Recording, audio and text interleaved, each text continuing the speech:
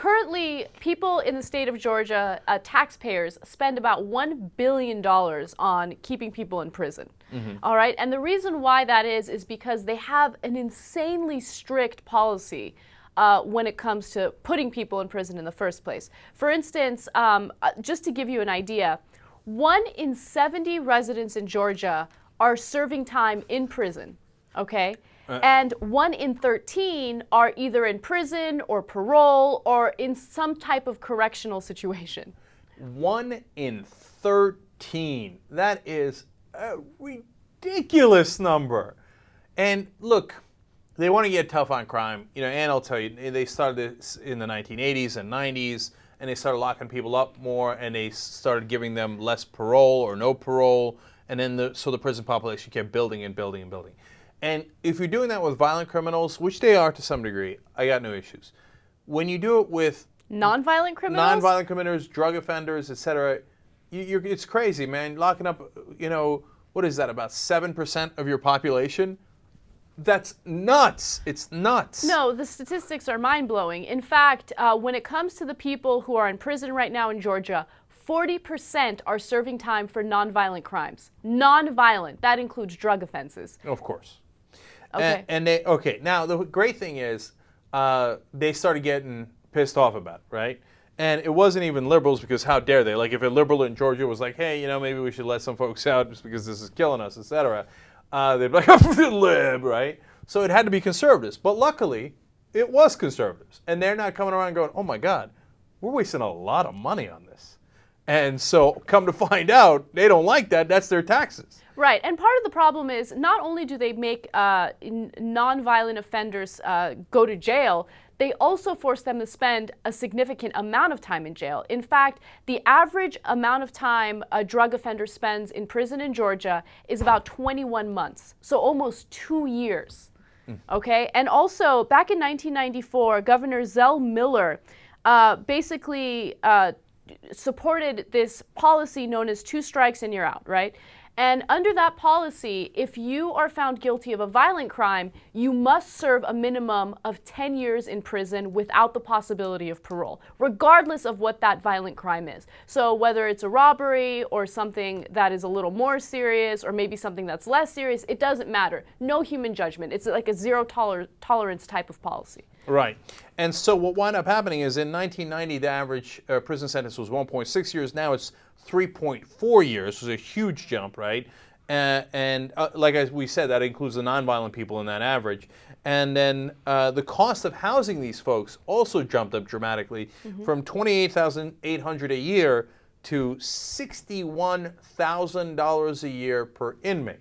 So that's when the conservatives in Georgia were like, we're spending how much? Come again?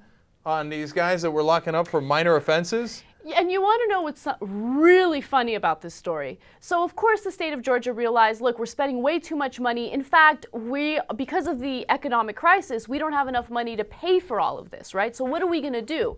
Oh, here's a good idea. Why don't we cut staff in prison by 2,000 people?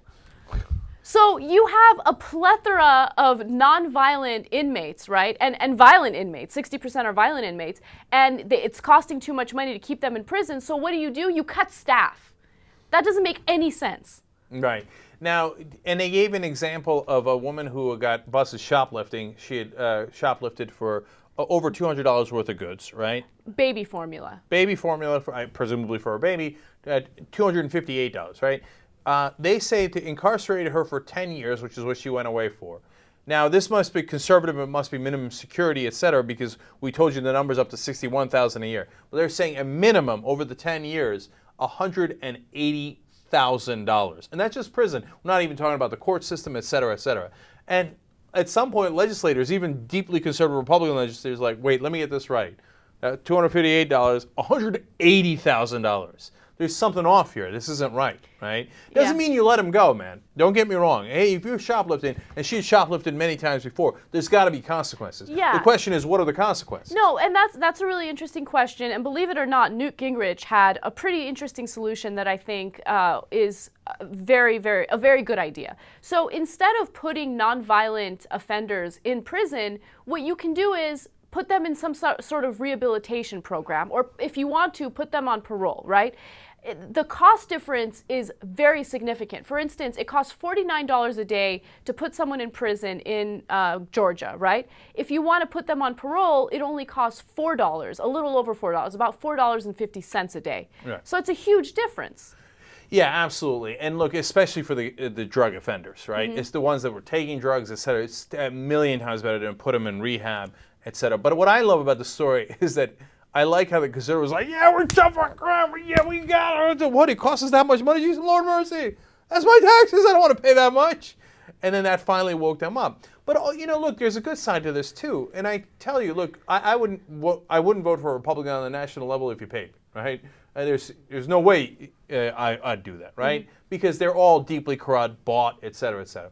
Now, I know politicians get bought at the local level. Of course they do, right? And I'm not saying the Republicans are good guys on the local level. But the local level is a little different. You have different dynamic. And so here, the conservatives or the Republicans coming to the right conclusion, albeit late, albeit that they started the problem, et cetera, et cetera.